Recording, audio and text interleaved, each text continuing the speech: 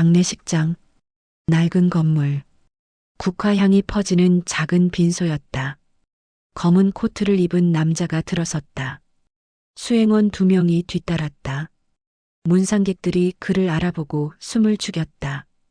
재벌 그룹 회장이었다. 남자가 천천히 영정사진 앞으로 걸어갔다. 사진을 보는 순간 걸음이 멈췄다. 주름진 얼굴, 따뜻한 눈, 선한 미소. 어디서 본 얼굴. 손이 떨리기 시작했다. 이분이. 그리고 무릎이 꺾였다. 재벌 회장이 작은 시골 장례식장에서 무릎을 꿇었다. 절을 올렸다. 1번, 2번, 3번. 이마가 바닥에 닿도록 깊이. 장례식장이 술렁였다. 무슨 일이지? 저분이 왜? 무릎 꿇고 있던 젊은 여자가 고개를 들었다. 눈이 퉁퉁 부어 있었다. 뺨에는 붉은 손자국이 선명했다. 그녀도 무슨 일인지 이해하지 못하는 눈치였다. 재벌 회장이 왜 이 초라한 장례식장에서 무릎을 꿇었을까? 저 젊은 여자의 뺨에 찍힌 손자국은 뭘까? 대체 무슨 사연이 있는 걸까? 이 놀라운 이야기가 궁금하시다면 구독 버튼을 눌러주세요. 평범해 보이는 사람들의 숨겨진 이야기를 매일 전해드립니다. 자, 이제 시간을 되돌려 보겠다. 수지는 평범한 회사원이었다. 서울 변두리의 작은 원룸에서 살았다. 중소기업에서 야근하고 월급은 빠듯했다. 점심은 편의점 삼각김밥으로 때우는 날이 많았다. 하지만 불행하지 않았다. 웃을 일이 있었으니까. 퇴근 후 외할머니에게 전화하는 것. 그게 하루 중 가장 행복한 시간이었다. 할머니, 나야. 오늘 하루 어땠어? 우리 수진이 목소리 들으니까 피로가 싹 풀리네. 밥은 먹었어? 응, 먹었어. 할머니는? 나야 뭐 늘 그렇지. 식당 손님들 밥 해주다 보면 하루가 금방 가. 외할머니는 수진의 유일한 가족이었다. 부모님은 수진이 5살 때 교통사고로 떠났다. 비 오는 밤 트럭이 중앙선을 넘었다. 수진은 그날 할머니 집에 맡겨져 있었다. 외할머니가 시골에서 작은 식당을 하며 수진을 키웠다. 새벽부터 일어나 반찬을 만들고 점심때 손님을 받고 저녁에는 다음 날 준비를 했다. 손이 트고 허리가 굽어도 수진 앞에서는 늘 웃으셨다. 할머니, 주말에 내려갈게. 그래, 우리 수진이. 감자전 해놓고 기다릴게. 요즘 감자가 얼마나 실한지 몰라. 알았어, 할머니. 사랑해. 나도 사랑해, 우리 수진이. 그리고 또 한 사람이 있었다. 민준. 2년 전 민준은 신입사원이었다. 정확히는 신입사원인 척하고 있었다. 아버지가 운영하는 대기업의 후계자였지만 현장을 알기 위해 계열사에 위장 근무 중이었다. 아무도 그의 정체를 몰랐다. 그날 밤 민주는 중요한 거래처 자료를 날려버렸다. 컴퓨터가 갑자기 꺼지면서 저장하지 않은 파일이 사라진 것이다. 주변을 둘러봤다. 다른 직원들은 수군거리며 피했다. 회장 아들인 줄 모르니까 도와줄 이유가 없었다. 그때 수진이 다가왔다. 저, 같이 해도 될까요? 민준이 고개를 들었다. 왜 도와줘요? 저 때문에 야근해야 하는데. 혼자 야근하는 거 서러운 거 알아요. 저도 입사했을 때 실수해서 밤새운 적 있거든요. 그때 아무도 안 도와줘서 진짜 울 뻔했어요. 그날 밤 2사람은 새벽 2시까지 함께 일했다. 민주는 태어나서 처음으로 신분이 아닌 사람 자체로 대우받는 느낌을 받았다. 그게 시작이었다. 1년 후 2사람은 연인이 됐다. 민준이 자신의 정체를 밝혔을 때 수지는 말했다. 그래서 재벌 아들이면 라면 먹는 법이 달라? 민준은 그 말에 눈물이 날 뻔했다. 평생 회장 아들로만 불렸던 그에게 수지는 처음으로 그냥 민준이 되게 해준 사람이었다. 문제는 시어머니 김 여사였다. 시댁에 첫 인사를 간 날, 거대한 저택, 넓은 거실, 무거운 분위기. 수지는 긴장했지만 최대한 밝게 인사했다. 안녕하세요, 어머님. 이수진입니다. 김 여사가 수진을 위아래로 훑어봤다. 그리고 물었다. 부모님은 뭐 하시는 분들이에요? 저는 외할머니 손에서 컸습니다. 순간 공기가 싸늘해졌다. 김 여사의 눈빛이 변했다. 옆에 앉아있던 유라가 끼어들었다. 서연의 오랜 친구이자 어릴 때부터 민준을 좋아했던 여자였다. 어머, 그럼 명절 때 양가 모임은 어떻게 해요? 한쪽만 가면 서운하잖아요. 수지는 대답하지 못했다. 민준이 손을 잡아주었지만 그 침묵이 가슴에 박혔다. 김 여사는 요즘 기분이 좋지 않았다. 남편 박 회장은 이번 주도 출장이었다. 결혼한 지 30년이 넘었지만 함께 저녁을 먹은 날은 손에 꼽았다. 신혼 때부터 그랬다. 사업이 먼저, 가정은 늘 뒷전이었다. 그래도 괜찮았다. 민준이가 있었으니까. 민준은 김 여사의 전부였다.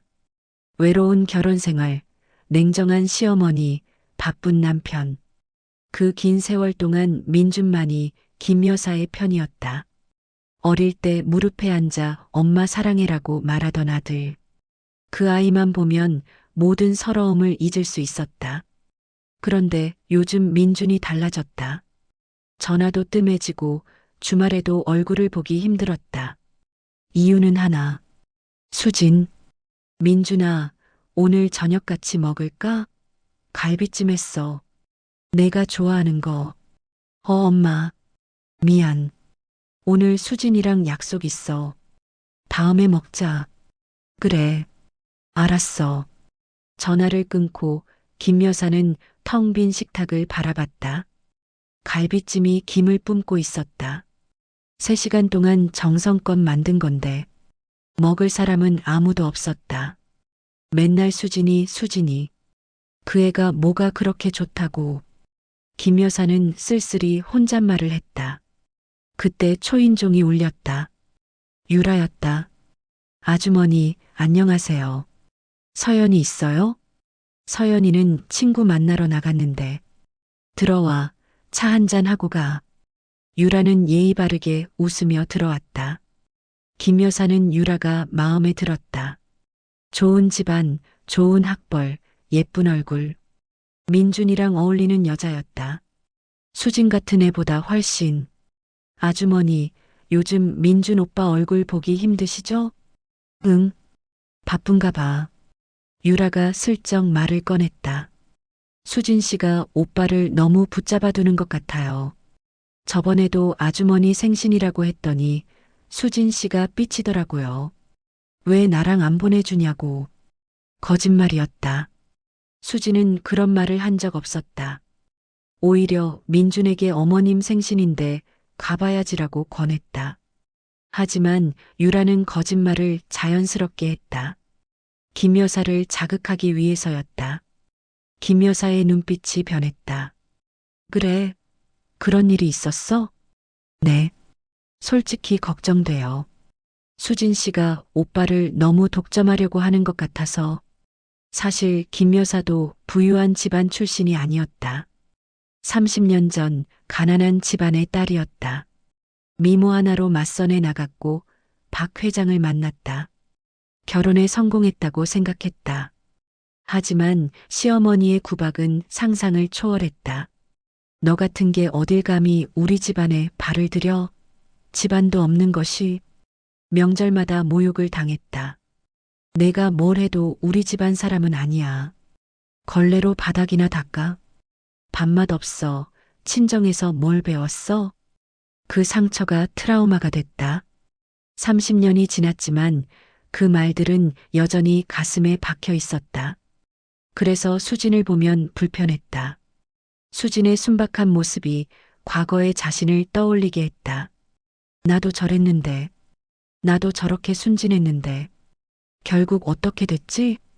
유라가 덧붙였다. 솔직히 재벌가 며느리가 고아라니. 사람들이 뭐라고 하겠어요. 아주머니 체면도 있으시잖아요. 김 여사가 찻잔을 내려놓았다.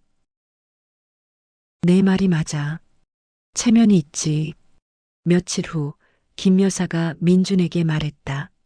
민준아, 그 여자랑 헤어져라. 민준이 놀라서 어머니를 바라봤다. 엄마, 갑자기 왜 그래? 집안이 안 맞아. 고하잖아, 그 애. 우리 집안에 어울리지 않아. 엄마, 나 수진이 좋아. 집안이 뭐가 중요해? 사람이 중요하지. 중요하지.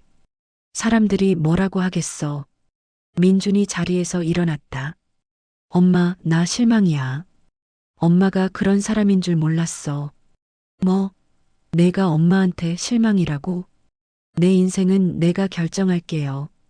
수진이랑 헤어지지 않을 거야. 민준이 문을 향해 걸어갔다. 김 여사가 소리쳤다. 민준아, 민준아, 이리 와. 문이 닫혔다. 김 여사 혼자 거실에 남았다. 전현이 내 아들을 빼앗아가. 김 여사의 눈에 눈물이 고였다.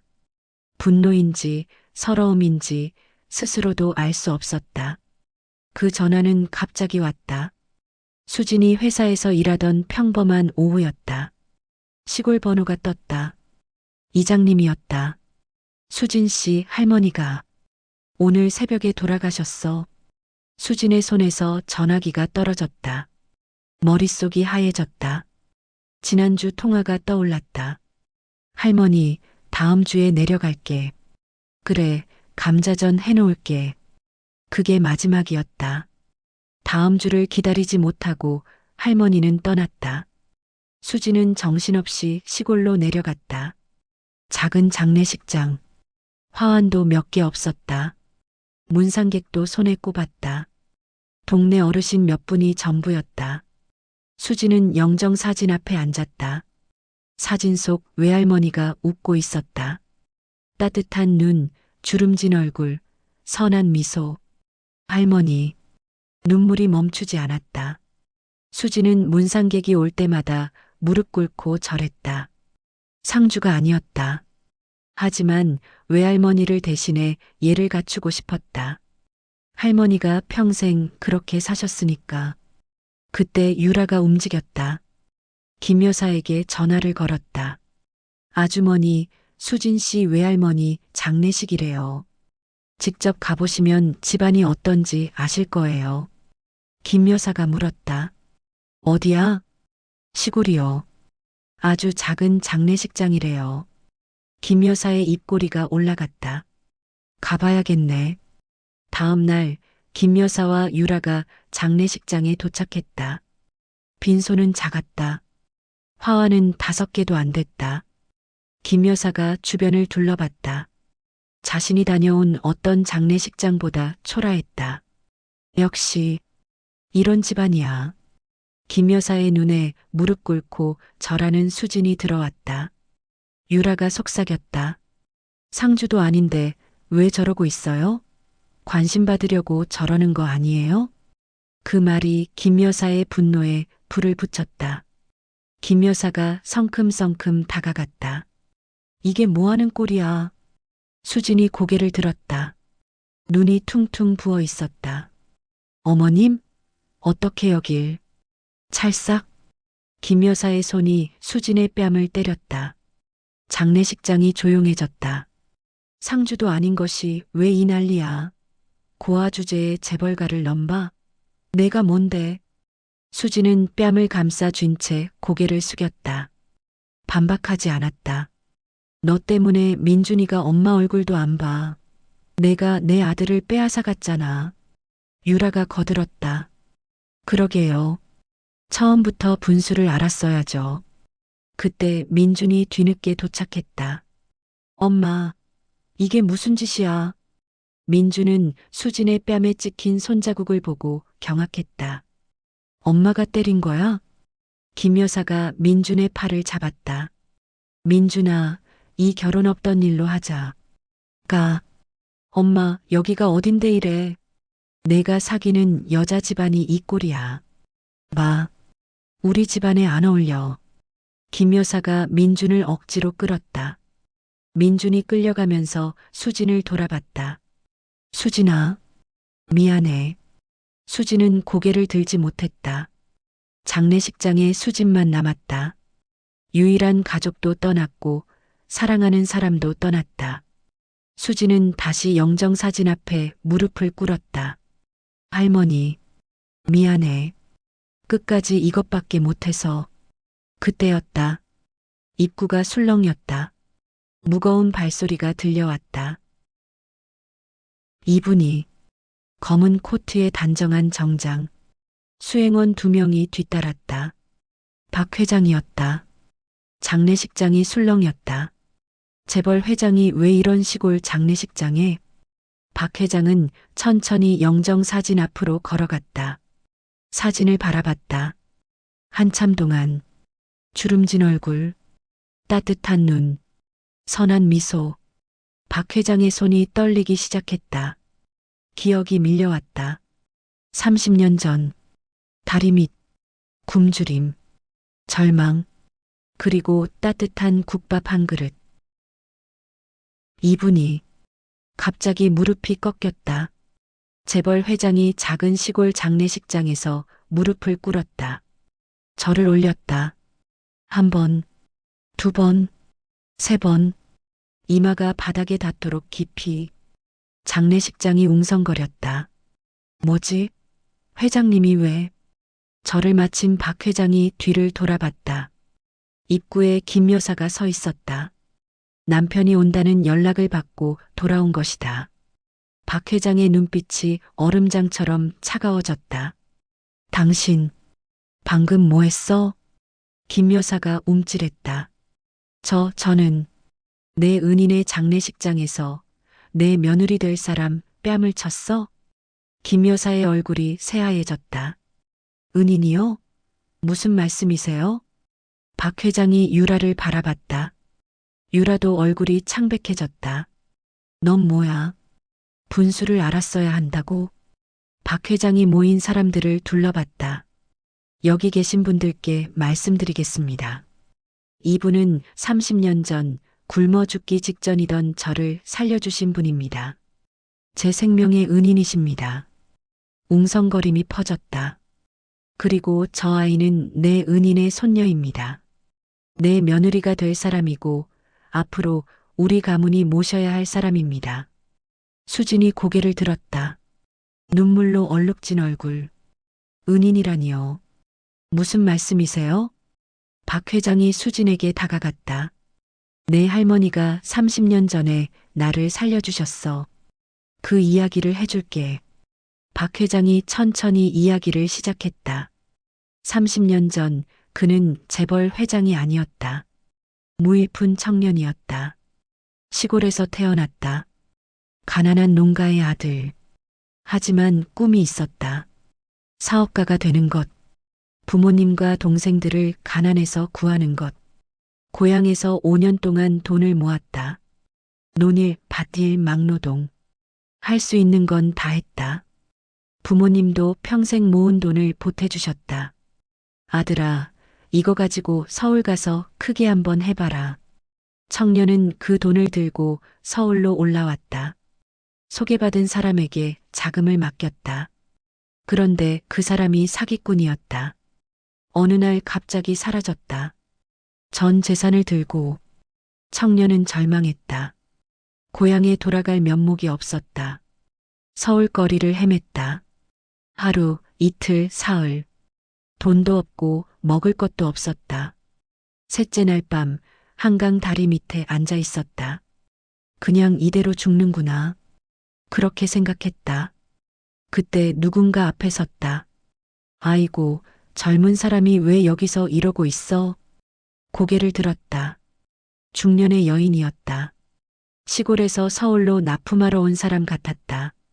여인은 청년을 식당으로 데려가 국밥을 사줬다. 사흘 만에 먹는 밥이었다. 눈물이 났다. 청년이 사정을 이야기하자 여인이 품에서 돈뭉치를 꺼냈다. 그날 받은 납품 대금 전부였다. 이거 가지고 다시 시작해봐. 못 받습니다. 이게 어머님 한 달 벌이잖아요. 사람은 한 번 넘어졌다고 끝이 아니여. 다시 일어서면 돼. 나중에 잘 되면 갚고 안 되면 그냥 잘 살아.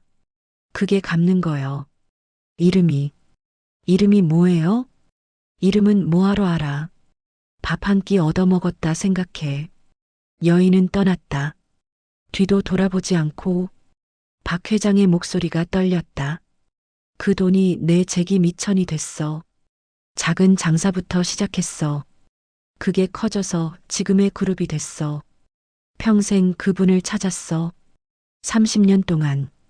그런데 오늘 영정사진에서 그 눈을 다시 봤어. 수진이 눈물을 흘렸다.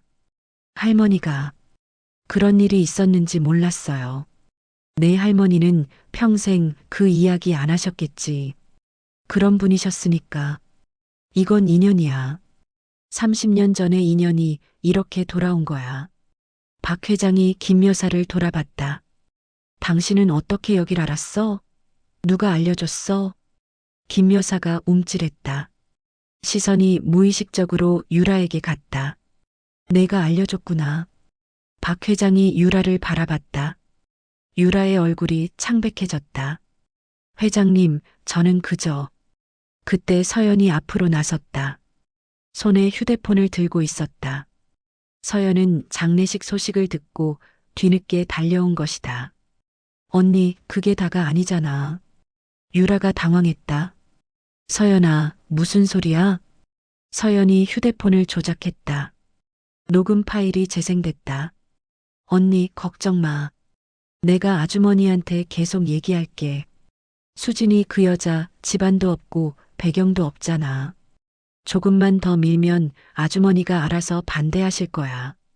유라의 목소리였다. 녹음이 계속됐다. 민준 오빠는 원래 내 거야. 어릴 때부터 좋아했다고. 저런 촌년한테 뺏길 순 없어. 장례식장이 조용해졌다. 모두가 유라를 바라봤다. 서연이 말했다. 저번에 우리 집에서 통화하던 거야. 방에서 다 들렸어. 그때부터 녹음했어. 유라가 다가왔다. 서연아, 우리 친구잖아. 왜 이래? 친구?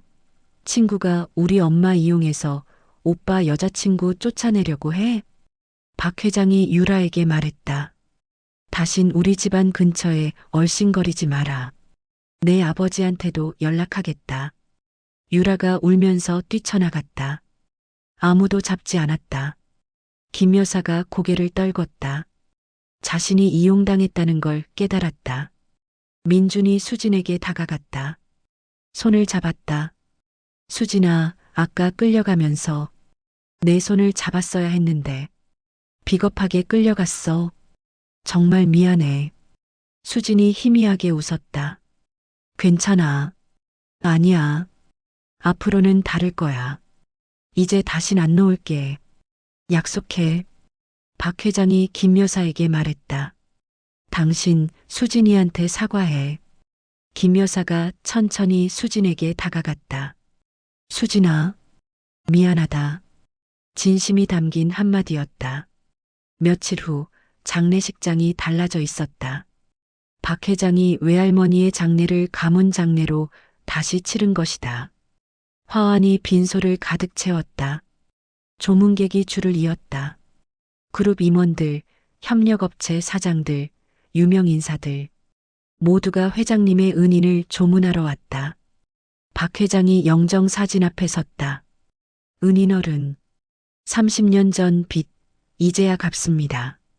너무 늦어서 죄송합니다. 손녀분 제가 잘 모시겠습니다. 장례가 끝나고 박 회장이 수진에게 말했다. 수진아, 내 할머니가 없었으면 나도 이 가문도 없었어. 내가 이 집안 며느리가 되는 게 아니야. 우리가 너를 가족으로 모시는 거야. 수진의 눈에서 눈물이 흘렀다. 태어나서 처음으로 가족이라는 말을 들었다. 김 여사가 다가왔다. 수진아, 할 말이 있어. 나도 결혼할 때 시어머니한테 그런 말 들었어. 집안 없는 년이라고. 그 말이 얼마나 아픈지 나도 알아. 김 여사의 눈에 눈물이 고였다. 그런데 내가 똑같은 짓을 했네. 솔직히 말할게. 민준이를 빼앗기는 것 같아서 무서웠어. 남편은 늘 바빴고 민준이만 내 편이었거든. 수진이 김 여사의 손을 잡았다. 어머님, 저는 빼앗은 게 아니에요. 어머님, 아들을 사랑하는 사람이 하나 더 늘어난 거예요. 김 여사가 울었다. 그래. 내가 왜 그걸 몰랐을까? 민준이 수진에게 물었다. 아까 왜 할머니 앞에서 반박 안 했어? 뺨까지 맞으면서. 할머니 앞에서 싸우고 싶지 않았어. 할머니가 평생 그러셨거든. 화내는 거 한 번도 못 봤어.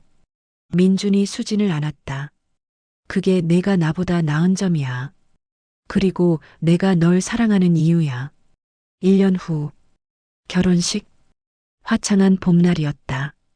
수진이 웨딩드레스를 입고 서 있었다. 목에는 외할머니의 은목걸이가 걸려 있었다. 유일하게 남은 유품. 박 회장이 수진의 손을 잡았다.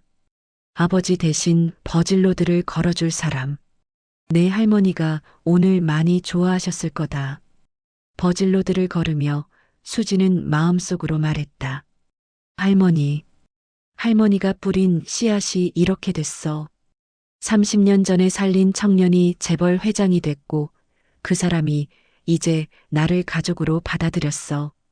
할머니가 준 사랑이 돌고 돌아 나한테 돌아왔어. 고마워, 할머니. 사랑해. 재단에 도착했다. 박 회장이 수진의 손을 민준에게 넘겼다. 내 은인의 손녀야. 평생 잘해라. 네, 아버지. 약속드립니다. 영정사진 속 외할머니가 웃고 있었다.